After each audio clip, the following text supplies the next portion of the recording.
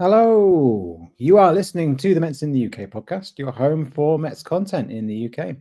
You can catch us every Tuesday on Spotify, YouTube, and all good podcast hosts. You can also find us on Facebook, Instagram, Blue Sky, Threads, and X at Mets in the UK, or use the hashtag MITUK to get involved. This evening, we are one down. Joe is busy with other arrangements, so joined by Toria and Tracey. How are you, Tracey? I'm good, thank you. How are you, my dear? I am good, yes. Toria, how are you doing? I'm wonderful, thank you. How are you guys?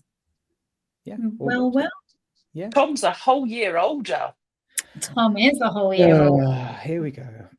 Happy birthday for yesterday, Tom. Yes. Part of the weekend of reminiscing the London series from last year. That reminder that it is another trip around the sun for me. More on that later in the question bit. But how great has it been, just before we get started the show, how great has it been looking back on the London series, 1 year on? So many positive memories. Yes. Tracey? Bring it back. Bring Mets baseball back to London.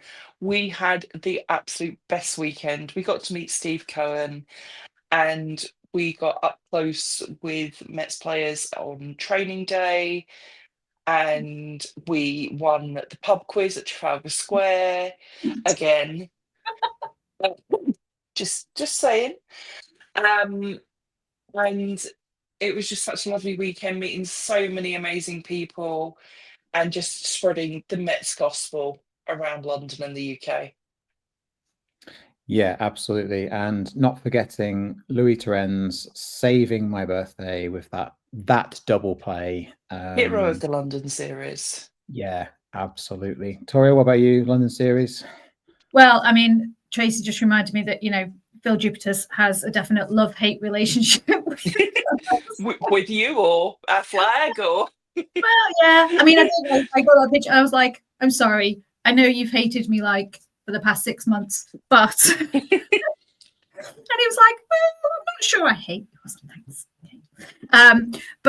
No, it was a fabulous weekend. Obviously, mine had started a little bit early. I was in town for almost a week because I was doing the volunteering before, which is a massive, massive part of the London series weekend. Not everyone sees that. So around it, we have the first pitch festival where we get loads of school children together and team alumni from whichever teams are playing and go through some coaching, some skills with children, getting them involved, getting them enjoying baseball. They all get caps and gear and get into it. And then they get to come along to workout day, into the games. And for me, that's like one of the biggest things of it. And I think it's easily missed because we get wrapped up in the games, obviously. But there's a massive legacy that comes with it. And that stuff goes on all year round. But tying it with the London series is a massive part of it. So for me, I had that for a couple of days beforehand. Obviously, having all our gang over from the US as well was amazing. So to be able to host them on our turf was lovely. The games themselves were just incredible. They were a spectacle, I think, for anyone that hadn't experienced baseball. It was just wonderful for them to see because there was a bit of everything in them. A few of the games previously that we've had, there've been homers and big hits and big scores, but they've been kind of fairly one-sided, whereas our series there was a lot to it.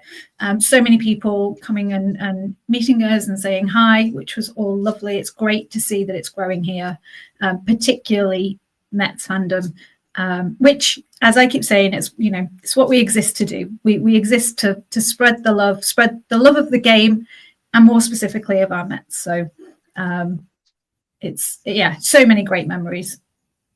Yeah, it's also been great seeing other people's memories as well as they've come in over the last week. People that came to London series, saw baseball for that first time, and are now part of our UK community, names that we recognise, that interact with us regularly. It's nice to sort of see their memories as well. It's been lovely seeing all the pictures. So thank you, those of you that have sent stuff in over the last week. Sorry, Tracey, I cut you off there. That's all right. I just wanted to also say a massive thank you to MLB Europe, in particular Alex, who was an utter angel, who looked after us so much that weekend. Really good. We love you lots, Alex. Definitely. We do. Thank you. Yeah, that's just definitely a vibe. Yes. The only question I've got left from the London series: are we building submarines? That's all I want to know. I did see an ad for that the other day. I think it was one of the Rockies games that had it in the background. Yeah, so they are apparently still building them. Oh, good. Okay. I have MLB Network on a lot, and there are full-blown television commercials for building submarines. Oh, wow. Yeah. Good to know they're still being built. Okay, so let's recap all things Mets from the last week. So the Mets split the series with LA. Nimmo, Marte, Alonso and Soto getting on the board with some home runs. The Mets take the season series against LA. It means we're done playing them in the regular season. That might come in handy towards the end of the season if there's playoffs and things. Although if we're realistic, LA and the Mets should be clear of any kind of playoff based on current form. I'll leave it there. Mets then went to Colorado to play the reverse of that. They swept the Rockies again. They took a season sweep against the Rockies. The first time a season sweep of 6 games or more has happened since 2016 when the Mets season swept the Reds. Jared Young getting a home run. Ronnie Mauricio just destroying the face of the ball. The first home run of the Mets this year.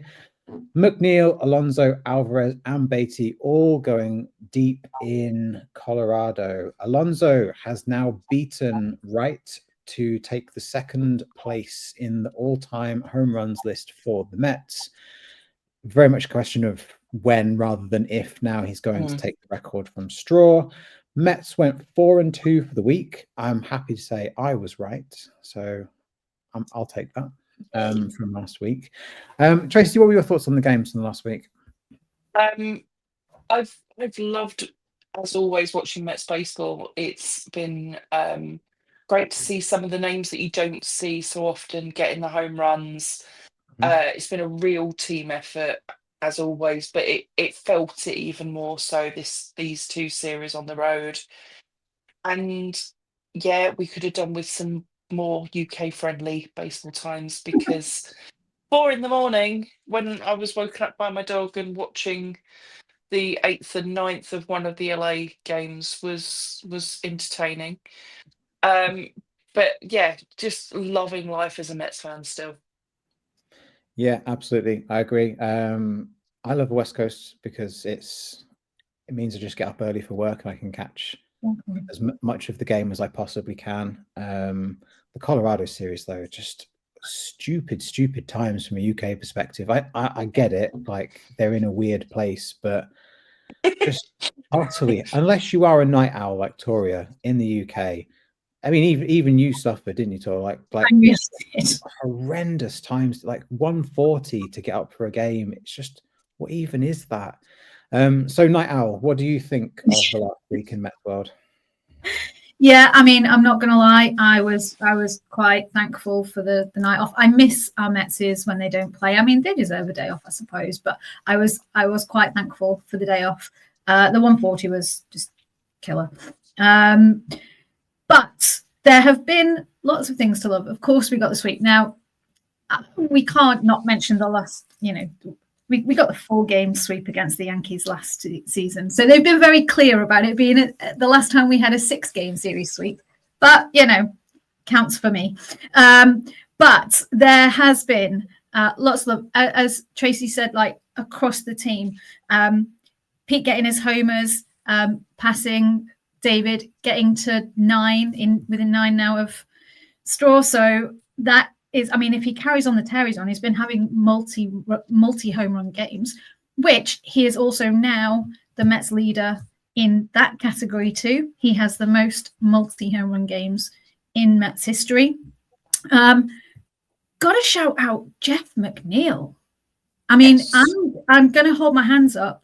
Somebody asked me for a hot take before the season started, I said, I don't think he's going to be our second baseman after All-Star. But he is doing the right things. The last 7 days, he's batting .304 with 3 homers and 1143 OPS. Like, what's the guy on? So, maybe he's been hanging out with Mencone. But, I don't know. Who knows? But long may it continue. Mauricio getting his home run the other day, that was definitely a highlight. He absolutely leathered that. I don't know if that's a term in the US, but it's certainly a term for us. Lindor's little pinch hitting double the other night. I mean, what even was that? It was insane.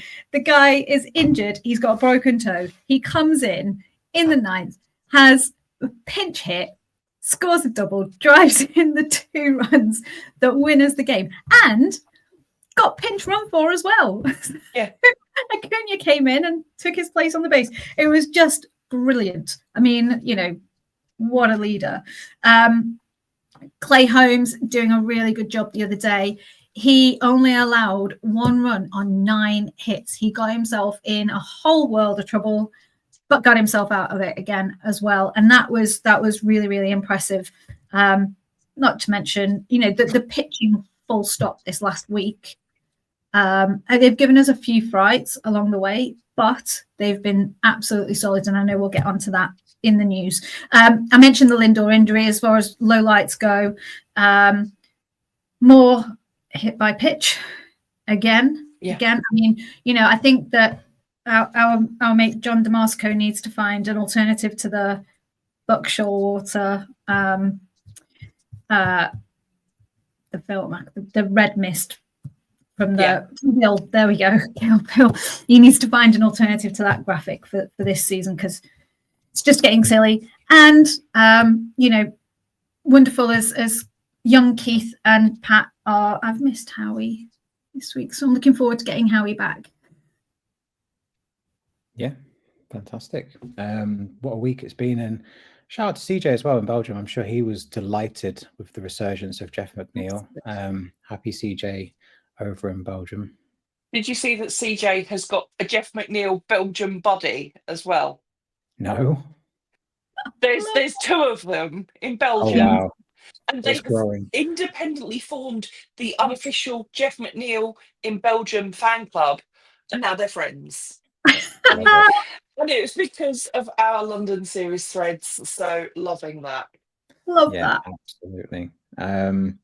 Yeah, all in all, a good week for the Mets. Long may it continue. I think the question I want to ask you two, I seem to remember I mentioned this before the season started. I said I think Pete's going to break the record before the All-Star break.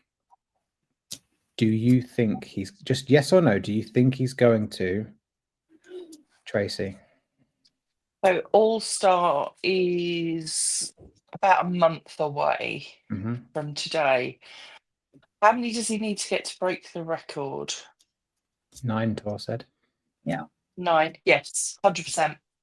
Okay. Or is it 9 to tie? Might be 9 to tie. Either way. It's 9 or 10. Yeah. Toria, is he going to do it? 1 in 3-ish. Yeah. Yeah, he is. I mean, I'm just having a quick look. We've got, Nats, Tampa, and then we've got a fair few against Atlanta. Might have to face Skeens again. I'd like to think so. Yes. Okay. I'm going to stand by my take. I'm going to put it as a poll underneath the tweet. So vote in the poll. Let us know your thoughts in the comments, all that good stuff. Is Pete going to break it before the All-Star break, or at the very least tie it? Let us know. Okay, moving on to all things news from the last week. Mets are releasing a double series, Inside the Diamond and On the Road. 2 separate things. They are series giving this behind-the-scenes look at the team, both at home and on the road. The first episode of Inside the Diamond came out today. I saw the tweet from the Mets. I've not had a chance to watch it yet, but it's now out. So I believe it's on YouTube. Go and watch it if that's your kind of thing. As Toria said before, Lindor is currently day-to-day with a broken pinky toe. No IL stint needed, but obviously he's monitoring that as he goes. Mets are doing an alumni classic on September the 13th. Some really great names listed on both teams, Team Shea and Team City. I think, having had a look at the lineups, I think Team City's got the edge just on the fact they are a younger team. But we'll see what happens on that.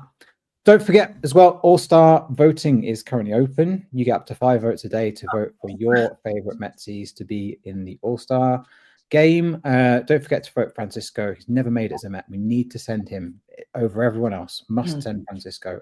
Essential. Mets have made a signing. They have acquired Justin Garza, a right-hand pitcher from the Giants, for our good friend cash considerations going the other way. Garza is another one of these David Stearns, Jeremy Hefner reclamation projects, a horrific ERA, but if anyone can fix him, it's our pitching lab. Speaking of pitching lab, the Mets have 4 starters with sub 3.0 ERAs through the first 65 games of the season. Kodai Senga has got an ERA of 1.59, David Peterson 2.8, Griffin Canning 2.9, and Clay Holmes 2.95. It's the first time the Mets have done that through 65 games since 1985, with Gooden, Darling, Sid Fernandez, and Ed Lynch being the 4 there. That's a good omen if I ever saw one. I'm just going to say it. We saw a roster move late yesterday. Brandon Woodell has been optioned back to AAA. Justin Garza, who I just mentioned, has now been called up and selected to the roster. Congratulations to Pete Alonso, who's been named National League Player of the Week, to the surprise of no one.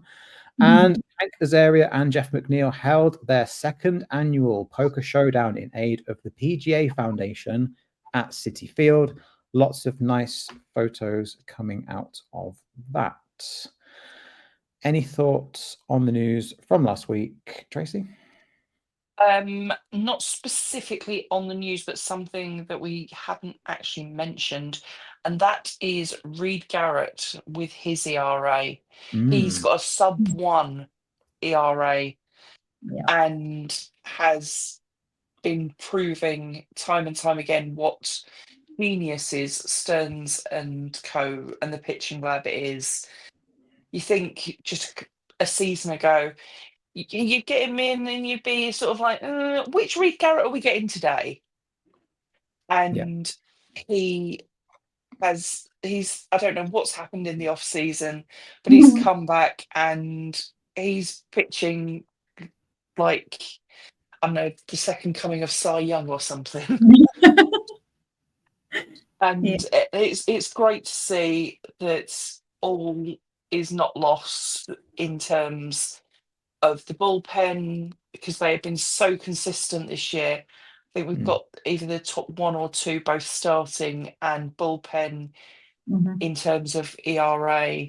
And it's just been fabulous to see, because like I say, there have been seasons before you think, oh, to the bullpen. Yeah, it's all going to fall apart. Yeah, and you would pray to whichever deity you worship and think, oh dear. Yeah, the statistic the MLB put out earlier was that the Mets have the best team ERA in all of baseball. So that's no mean feat by any means. So yeah, really great on that. And Blackburn with his 4-inning save as well. I mean, yes, impressive, saving the pan, which is, they have been quite heavily used this last week or so. So it's been good to give them some relief. Yeah, 10-game road trips, not easy by any means, especially without the cross-country travel. So well done to the Mets. It's been great. Tor, any thoughts on the news? Not much to add, really. I mean, Garza's interesting. I mean, he's not even played like major league stuff since like 23. So, okay. In Stearns we trust. I did, tweet something the other day because he is just clearly genius. So I'm gonna trust his judgment in that. My surprise is that he's activated him straight away.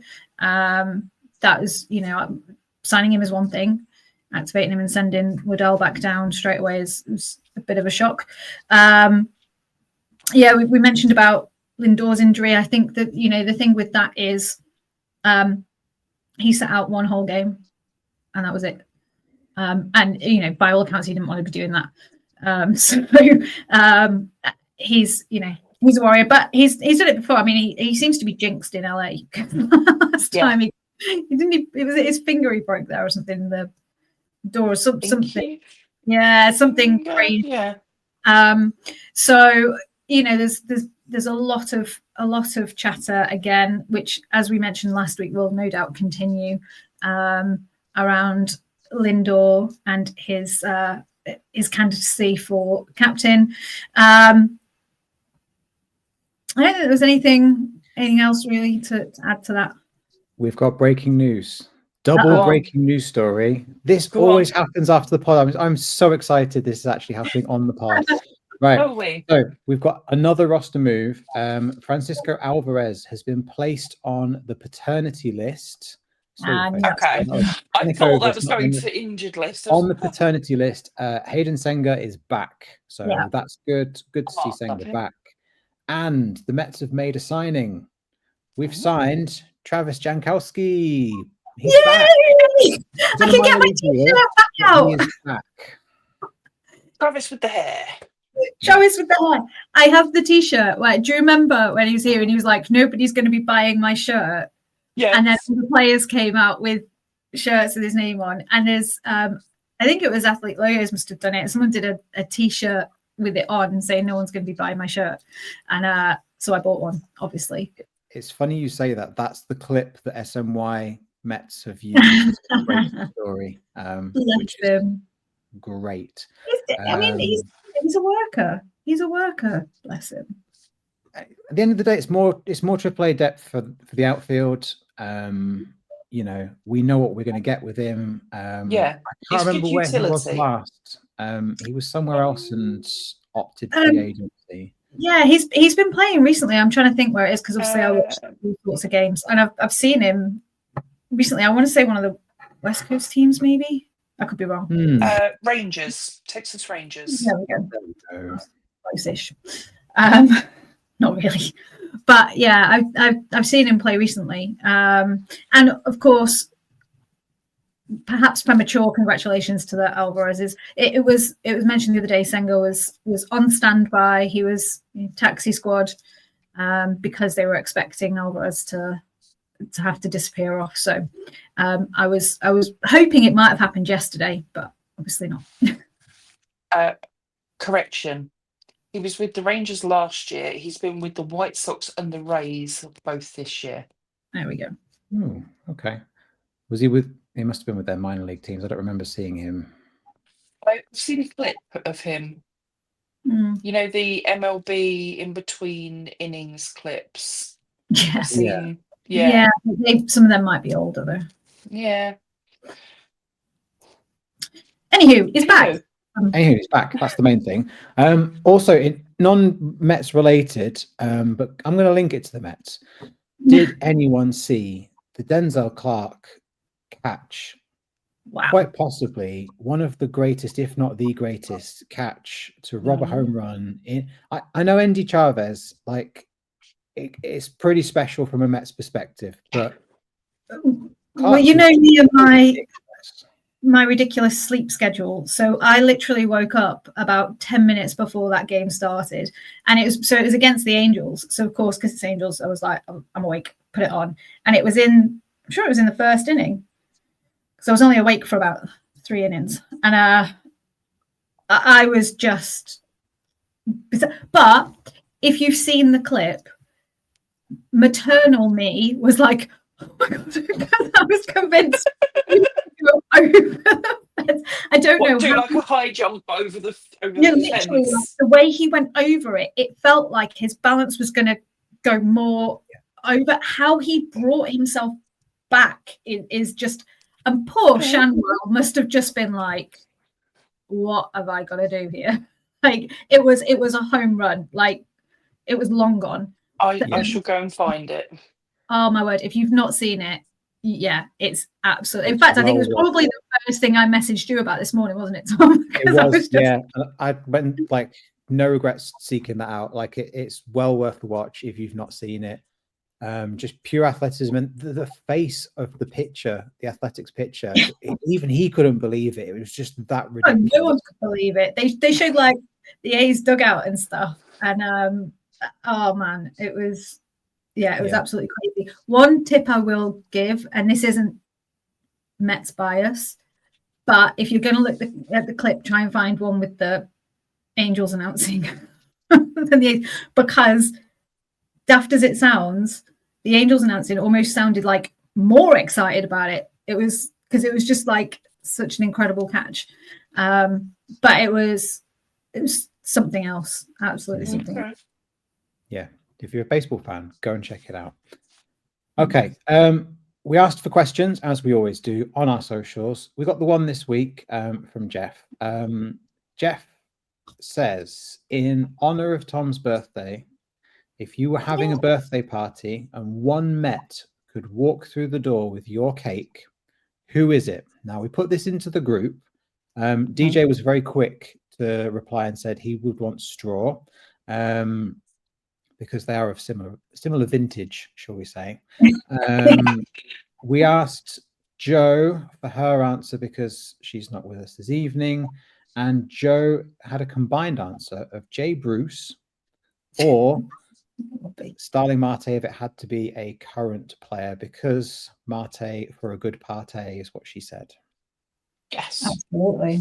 So, Tracey, who is your one pick? Can be past or present to answer Jeff's question. Okay, I've got an answer for each. Okay. Past, Wilmer Flores. Love that boy. Mm-hmm. Even though he's still active, but just not with us anymore. And present, it's a toss-up between two people because they look like they would be such fun on the dance floor. Sorry, Tor, you're not my dance partner anymore. It would either be Francisco Lindor or Sean Manaea. We'll have them both, and then we can both dance with them. I mean, I'm going to be at your party anyway, aren't I? Well, yeah. There you go. There you go. Tor, what about you? God, have a wild stab in the dark, why don't you? TT. Past? Keith. Hobbs. And present is Ty, obviously. Yeah. See? I know you far too well. Not that I'm predictable or anything, but that's what I like, and I stick to what I like. No, that's fair enough. I love. I think for me, my past, you can all predict who I'm going to say on that one. Bartolo Colon. Yes. I would absolutely love it if Bartolo would bring me some cake. As for present, I think I'm going to say Lindor. He'd turn up, he'd be stood there at the door, big smile on his face because he's Mr. Smile. Here's your cake, and who couldn't be mad at that? You know, it'd be amazing. So, let us know in the comments. Answer Jeff's question. Who would you like to deliver your cake? Mets players, past or present. Let us know, and we'll repost the best ones. Okay, before I get on to the upcoming, I'm also going to shout out our regular listeners. We know who you are, we see you, we hear you, we appreciate each and every single one of you. As is always the case, if you're enjoying the show, please like, subscribe, share, tell all your friends, tell your parents, tell everyone, so we can bring this content to more people across the UK, Europe, and beyond. So let's look ahead at the week's games. We've got a homestand to look forward to, and we've got three UK friendly games. After drought, we've got 3 to look forward to. So we've got 3 games against the Nationals. Thursday's game is UK friendly, and then we're playing the Rays this weekend. Saturday and Sunday games are UK friendly. Oh, sorry, that's my weekend sorted. Yeah, Sunday's Father's Day as well, so I will definitely be watching the baseball. Yes. Why not? So 6 games. What's the prediction for the week ahead? Tor, let's go with you first. Yeah, I am going to say 4-2. I think maybe even 3-3. I think we're gonna.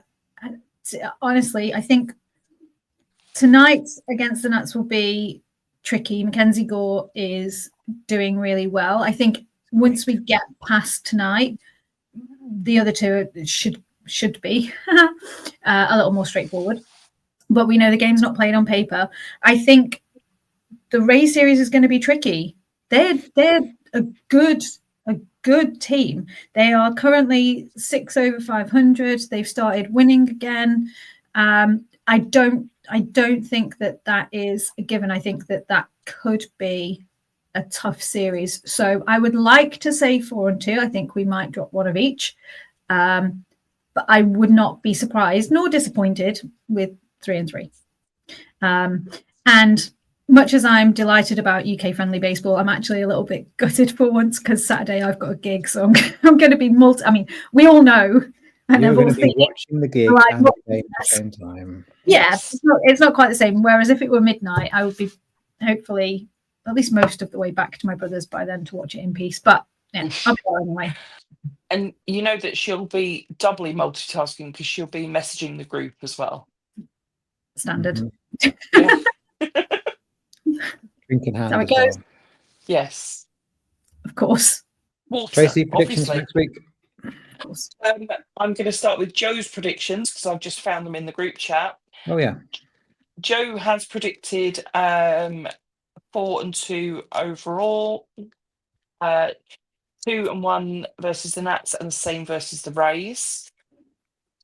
Now, the Nats, they're pesky little so-and-sos, aren't they? No, they are. I reckon we're going to go 2-1, but we're going to struggle with it because they are so pesky and annoying. And they've done that against us for years, sadly. Rays, we're going to sweep the Rays. There we go. Bold, I like it. Yeah. 5-1. Yeah. Oh, that's interesting. But as long as we're above 500 overall, I will be a happy little bunny. I'm the optimistic one around here. Go you! No, I love it. I'm stealing your crown, goddamn I it. love it. Yeah. Okay. I actually wrote down the same as what Joe had said before the show. I think it's going to be 2-1 and 2-1, 4-2 overall. Although, Tor, now you say it, it wouldn't surprise me if we like lost 2-1 to the Nationals and then 1-2-1 against the Rays and it finished 3-3 across the games. That wouldn't surprise me either, just because the Nats are pesky. I'm also going to double down on what Tracey said. I think the Thursday game, the UK friendly one against the Nationals, I think that's going to be the really dull one that we're all going to come away from it and be like, oh, that wasn't good. That's my prediction. I think that's what's going to end up happening. I'd love to be wrong. Trust me, I'd love to be wrong, but I just can't help but feel it's going to happen. Just to spite us, of course. And I will be eating humble pie next week on the show, I am sure. But you know what? It's UK friendly, so it doesn't matter. Oh, yeah, I don't care. Yeah, don't care. Okay, so that wraps up the show. We will be back same time, same place next week. As always, thanks to Tracey and Tor for joining the show. All that leaves us to say is let's go Mets. Let's go Mets.